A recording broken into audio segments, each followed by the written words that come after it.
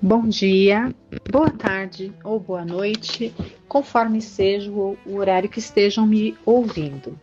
Dando sequência ao estudo do nosso livro Paulo Estevão, essa obra maravilhosa aqui que veio através da psicografia de Chico Xavier, pelo Espírito Emmanuel, nós estamos aqui no capítulo 9, Abigail Cristã. Começamos a semana passada, logo após ali o martírio de Estevão, logo após todo aquele triste desfecho, em que tudo foi esclarecido, o rompimento do noivado, né, por parte de Saulo. Abigail retorna ali para a casa de Zacarias e os tempos passam, os meses correm, né, mais de 8 meses ou por volta de 8 meses ali passam-se, e ele, né, seu orgulho ali não foi capaz de pensar na dor e amparar a sua amada. O seu orgulho foi maior que seu amor, né? Sabemos que ele amava profundamente Abigail, mas o seu orgulho naquele momento foi maior que seu amor, e ele precisou ficar esses meses sentindo essa dor. E o que ele fez? Ele intensificou a sua perseguição contra todo e qualquer que se declarasse simpatizante que fosse com a causa de Jesus, né? Então ele estava ali um perseguidor ferrenho dos cristãos, que na verdade por essa época nem tinha esse nome ainda, né? Por isso que eu digo, os seguidores, os simpatizantes de Jesus. Então eram ali o alvo, o objeto dessa sanha, dessa revolta, né? E desse ódio todo que ele sentia. Mas 8 meses se passaram, e mesmo ele praticando todos esses atos de perseguição, ele não sentia que nada aplacava ali a dor no seu coração. Então, ele ali vencido pela saudade de Abigail, ele decide, né, voltar lá à casa a cidade de Jope, a casa de Zacarias e de Ruth, né, os pais ali adotivos de Abigail, na esperança de tentar reatar o noivado com ela. Então ele já ia, e ele no caminho, né, como vimos a semana passada, ele estava ali conjecturando quais as desculpas, o que ele ia falar para ela, né? Quais seriam, o que ele tentaria usar de argumento ali para tentar reconquistá-la, né? E vimos ali que em nenhum momento ele cogita ali de pedir perdão para ela. Ele vai querer arrumar alguma desculpa, como sempre, né? Esse é um mecanismo que nós temos. Enquanto nós não conseguirmos, enquanto nós não prestamos atenção para dentro de nós mesmos, para enxergar as nossas dificuldades que todos temos, o que a gente procura fazer? Esse é um mecanismo da nossa psique, né? Nós tentamos mascarar aquilo. Então Saulo estava nessa tentativa, né, de minimizar, de falar, de querer arrumar alguma desculpa para dizer, olha, eu tinha meus motivos, né? Talvez até ele se vitimizar, né? Alguma coisa nesse sentido, mas jamais reconhecer que estava errado, né? Vimos ali na semana passada que nos seus pensamentos ele não cogitava, isso não passava pela cabeça dele, né? Então veja que ele não tinha amadurecimento moral ainda para isso. Então ele chega, né, com essas conjecturas, ele chega à casa de Zacarias, mas ele não encontra Abigail logo de cara. Ele encontra primeiro o Zacarias, o próprio Zacarias, encontra com seu amigo ali e conversa, eles se cumprimentam, tudo mais, e ele pergunta de Abigail. E aí o Zacarias, né, fala, ela não tá bem, dá notícias que ela estava muito enferma, e fala mais, né, fala, olha, você sumiu, né, ela ficou muito doente, nós mandamos te avisar, você não apareceu, E, e aí foi falando do quadro de Abigail, que ela ficou doente misteriosamente assim que chegou de lá da cidade, né? Da cidade de Saulo, né?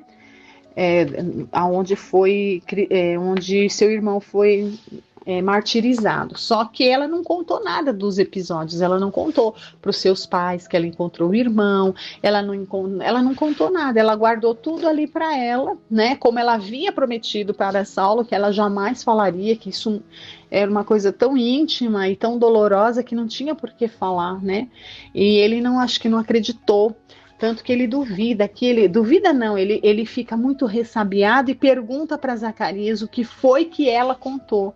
E Zacarias disse, não contou nada. Pelo contrário, ela sempre falou muito bem de você, né? Acho que isso para deixar ainda ele com aquela sensação ainda mais difícil ainda, né? Aí eu estava aqui com o livro na página e perdi, achei. Então, olha, vamos recordando aqui o último parágrafo dessa conversa de Saulo com Zacarias, que ele está apreensivo, querendo saber se a Abigail falou alguma coisa dos fatos que tinham acontecido lá na cidade de Damasco, né? Então, ele está muito apreensivo e Zacarias fala que ela não disse nada. Então vamos lá, olha. Então, a preocupação de Saulo, né? Então Saulo pergunta assim para Zacarias. Mas Abigail fez alguma queixa a meu respeito? Perguntou Saulo aflito, né? Nós lemos isso semana passada. E Zacarias diz, olha, de modo algum. Aliás, o regresso inesperado de Jerusalém, a enfermidade súbita e teu injustificável afastamento desta casa eram de molde a causar-nos dúvidas e receios, quer dizer, eles ficaram achando que o Saulo tinha feito alguma coisa, né? Mas logo se verificaram melhoras positivas após o período mais agudo da febre, e ela nos tranquilizou a respeito. Explicou a necessidade da tua ausência, disse estar ciente dos teus muitos afazeres e encargos políticos, referiu-se com gratidão ao acolhimento que lhe dispensaram teus parentes, e quando Ruth, para confortá-la, qualifica de ingrato teu procedimento, Abigail é sempre a primeira a defender-te. Nossa, veja que ela não só não falou mal dele, mas ao contrário, ela só falou e defendeu bem a respeito dele. E aqui nós lembramos da passagem do Evangelho segundo o Espiritismo, em que Jesus nos ensina a amar os inimigos, né? E ali no Evangelho segundo o Espiritismo é colocado ali o que significa amar aos inimigos, né? Então fala lá, não ter ódio, nem desejos de vingança, é fazer todo o bem que possa fazer por eles, né? Então veja, ele era o seu noivo, ele não era inimigo dela, apesar dele ter agido de forma que se ela fosse um espírito na mesma condição que a de Saulo, por exemplo, ali, ela teria mais do que motivos para olhar para ele como seu inimigo, porque ele assassinou seu irmão amado e ainda deu um fora e largou ela assim, né? Terminou com ela e largou ela totalmente desamparada. Então,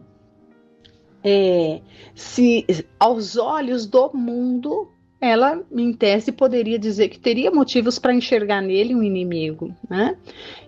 Mas ao contrário, ela continuou amando, não mudou em nada o seu amor, né? E ao contrário, ela tendo a oportunidade, como foi bem colocado aqui, Até quando Ruth, né, ali naquela coisa do orgulho feminino, vendo que uma mulher assim como ela, né, passando pela situação que passou, de o noivo simplesmente virar as costas, sumir, não aparecer, né? Então a Ruth, como mãe, até como mulher, ela até tinha aqueles ímpetos de querer criticar o Saulo. E quando ela fazia isso, Abigail cristamente o defendia. Então veja, né? Para uma mente que já está começando a se torturar pela culpa, escutar isso é o pior golpe. Então, isso é um grande golpe para o Saulo, né?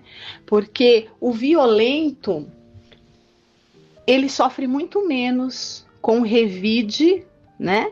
O violento sofre muito menos com o revide da agressão do que com a ação contrária. Então, agir do contrário, oferecer a outra face, perdoar o violento, para ele isso é terrível, é uma dor que ele não sabe como lidar, porque a dor física, ele sabe como lidar, porque ele convive com isso, ele acha que isso é o natural, é o que ele conhece até então. Mas aquela dor moral, a fragilidade dele está naquilo que ele não tem domínio e não tem conhecimento, no caso, as virtudes ali do coração, né? Então, para o Saulo, essas palavras aqui de Zacarias são como um verdadeiro punhal, uma punhalada no seu coração e no seu orgulho, né? Então, continuando aqui, olha. Saulo quis dizer alguma coisa, enquanto Zacarias fazia uma pausa, mas nada lhe ocorreu à mente. A emoção que lhe causava a nobreza espiritual da noiva amada paralisava-lhe as ideias, então ele fica, né? Apesar do seu esforço para tranquilizar-nos, continuava o marido de Ruth, né? Então Zacarias continua falando. Temos a impressão de que nossa filha adotiva se encontra dominada por desgostos profundos que procura ocultar. Enquanto podia andar, veja que ela está bem grave, ela não está nem podendo andar mais, né?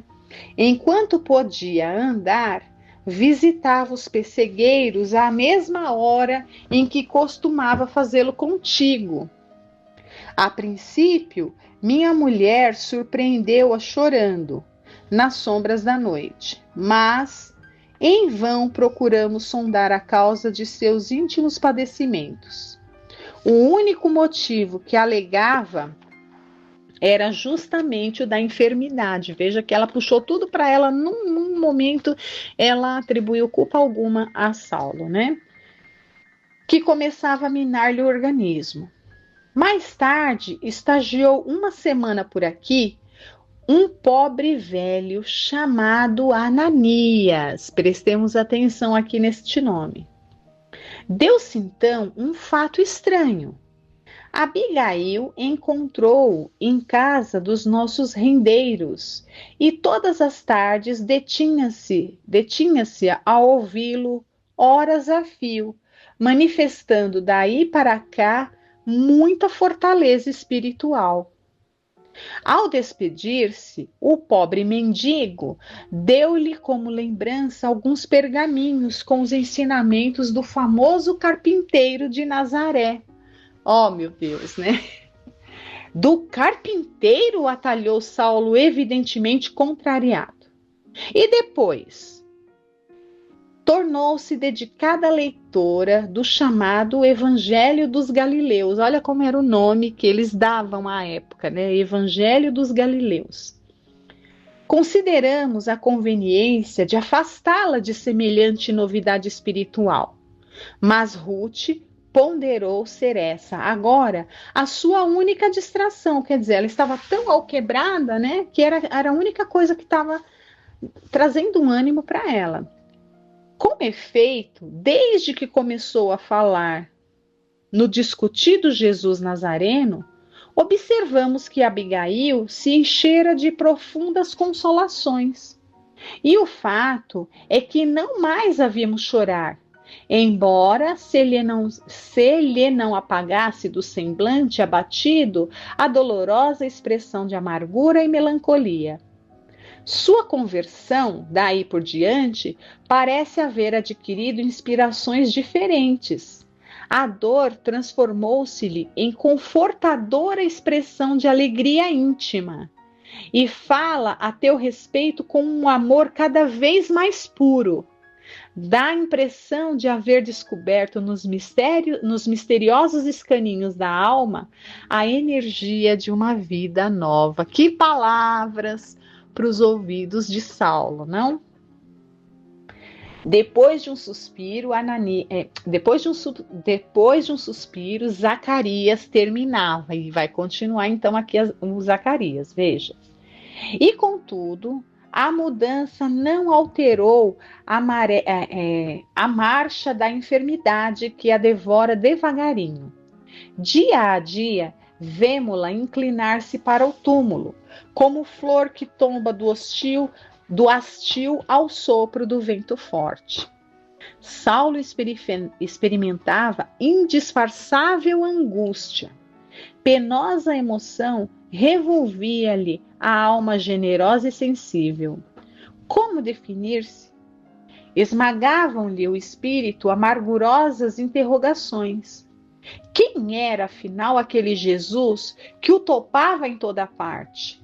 O interesse de Abigail pelo evangelho perseguido revelava a vitória do carpinteiro nazareno a contrastar os próprios sonhos da sua mocidade. Ele, né, como temos visto aí, ele culpava Jesus pelas suas desditas, não? Mas Zacarias, perguntou irritadiço o doutor de Tarso, por que não impediste semelhante contato? Esses velhos feiticeiros percorrem as estradas, disseminando a confusão. Surpreende-me essa condescendência, porquanto nossa fidelidade à lei não admite, ou pelo menos nunca deverá admitir transigências. O interpelado recebeu a recriminação com serenidade e acentuou. Então Zacarias vai responder para ele, né? E não vai ser uma resposta muito agradável. Vamos lá. Antes de tudo, importa considerar que pedi em vão o socorro da tua presença para orientar-me. Então, de fato, e ele recebeu esse chamado, não veio porque não quis, né? Vamos nos lembrando aqui. Para orientar-me. Vamos lá, antes de tudo, importa considerar que pedi em vão o socorro da tua presença para orientar-me. E além do mais, quem teria coragem de sonegar o remédio ao doente amado? Desde que lhe vi a resignação santificada, fiz o propósito de não me referir aos seus novos pontos de vista em matéria de crença religiosa. E como Saulo estivesse engolfado em profundas cismas, sem saber o que responder, o bom homem rematou. E vai continuar então Ananias, olha. Vem comigo, verás com os próprios olhos. O rapaz seguiu-lhe os passos, cambaleando. As ideias baralhavam-se-lhe no cérebro dolorido. Aquelas notícias inesperadas envenenavam-lhe o coração. Reclinada no leito, assistida pela afeição maternal de Ruth, a moça de Corinto estampava no rosto um profundo abatimento. Muito magra, a epiderme adquiria a cor de marfim, mas o olhar lúcido denotava absoluta calma espiritual. Carinhosa serenidade estampava-se-lhe na fisionomia entristecida. De vez em quando, renovava-se a dispneia com prolongada aflição, voltando-se então para a janela aberta, como se dali esperasse remédio ao seu cansaço, através das brisas frescas que chegavam do seio generoso da natureza. Ao vê-la, Saulo não dissimulou seu espanto. A jovem, por sua vez, recebendo a jubilosa surpresa, tomou-se de sincera e transbordante alegria. Saudações afetuosas se trocaram entre ambos, enquanto os olhos traduziam a saudade angustiosa com que haviam esperado aquele momento. Os dois se amavam, né? O futuro rabino acariciou-lhe as mãos mimosas, que pareciam agora modeladas em cera translúcida. Falaram da esperança que os alentara, constante antes do reencontro. Notando que eles desejavam ficar a sós para confidenciar mais à vontade, Zacarias e Ruth retiraram-se discretamente. Então Saulo diz para ela, olha, Abigail, exclamou Saulo comovidíssimo, logo que se viram a sós. Abdiquei o meu orgulho e a minha vaidade de homem público para vir até aqui perguntar se me perdoaste, se não me esqueceste. Esquecer-te, respondeu ela de olhos úmidos. Por mais rude e longa que seja a estação de sol ardente, a folha do deserto não poderá esquecer a chuva benéfica que lhe deu vida. Que poético e bonito, né? Não me fales igualmente em perdão, pois acaso poderá alguém perdoar-se a si mesmo? E nós, Saulo, pertencemo-nos um ao outro para a eternidade. Não me disseste muitas vezes que eu era o coração do teu cérebro? Ouvindo o timbre caricioso daquela voz amada, o jovem de Tarso comovia-se nas entranhas do próprio ser arrebatado e ardente. Aquela humildade e aquele tom de ternura penetravam-lhe o coração, reconquistando-lhe o discernimento para o caminho reto. Guardando entre as suas as mãos pálidas da noiva, exclamou com um lampejo de alegria nos olhos: por que dizes que eras o coração, se ainda és e sê-lo-ás para sempre? Deus abençoará nossas esperanças, realizaremos nosso ideal. Voltei para levar-te comigo, teremos um lar, serás nele a rainha. Então ele está ali, está até, não está nem conseguindo enxergar ali a realidade, né? Da gravidade da situação. Dominada por indefinível alegria, a noiva, que o contemplava com lágrimas, murmurou: desconfio, Saulo, que os lares da terra não foram feitos para nós. Deus sabe o quanto desejei ardentemente ser a mãe carinhosa dos teus filhos. Como conservei o ideal acima de todas as circunstâncias para aformosear tua existência com o meu carinho. Desde menina, em Corinto, vi mulheres que desbaratavam os tesouros do céu, simbolizados no amor do esposo e dos filhinhos. E pensei que o Senhor me concederia o mesmo patrimônio de esperanças divinas, pois guardava as bênçãos do santuário doméstico para glorificá-lo de todo o coração. Então ela desejava um casamento para dedicar a vida dela ali a sua família, o seu marido, o seu filho, o seu lar, né? Para exaltá-lo, idealizei a vida do homem amado que me auxiliaria a erguer o altar da prole.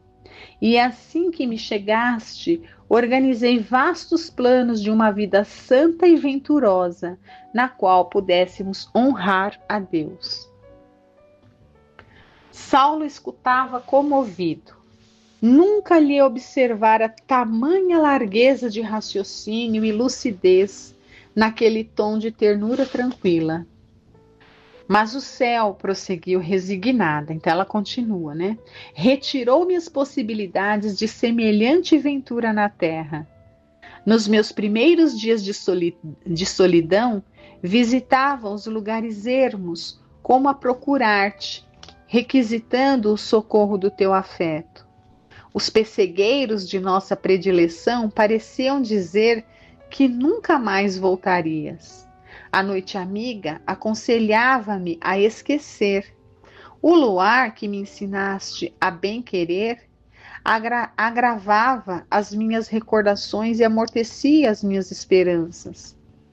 Da peregrinação de cada noite, voltava com lágrimas nos olhos, filhas do desespero do coração. Embalde procurava a tua palavra confortadora. Sentia-me profundamente só.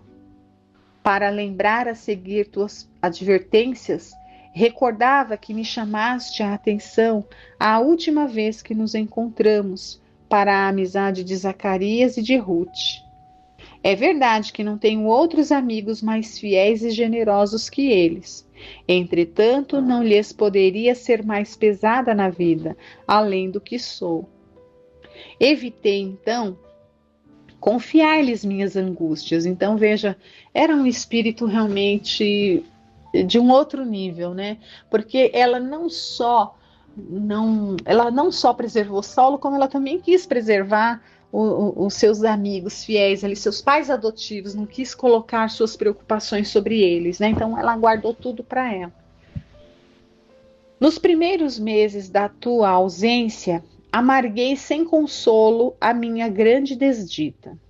Foi quando surgiu aqui um velhinho respeitável chamado Ananias, que me deu a conhecer as luzes sagradas da nova revelação.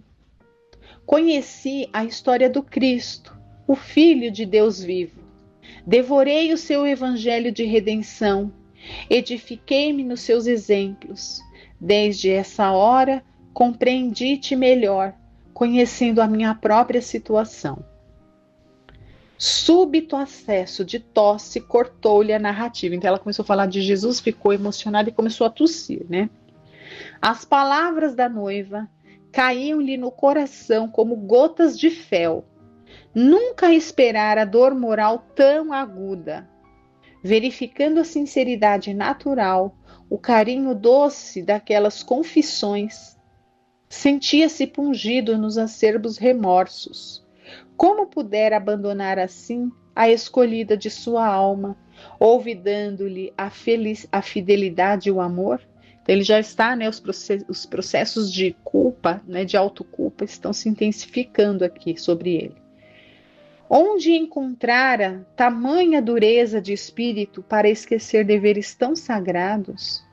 Agora vinha encontrá-la exânime, desiludida de realizar na terra os sonhos da juventude. Além de tudo, o carpinteiro odiado parecia tomar-lhe o lugar no coração da noiva adorada. Então ele é ciumento ainda, né? Naquele momento,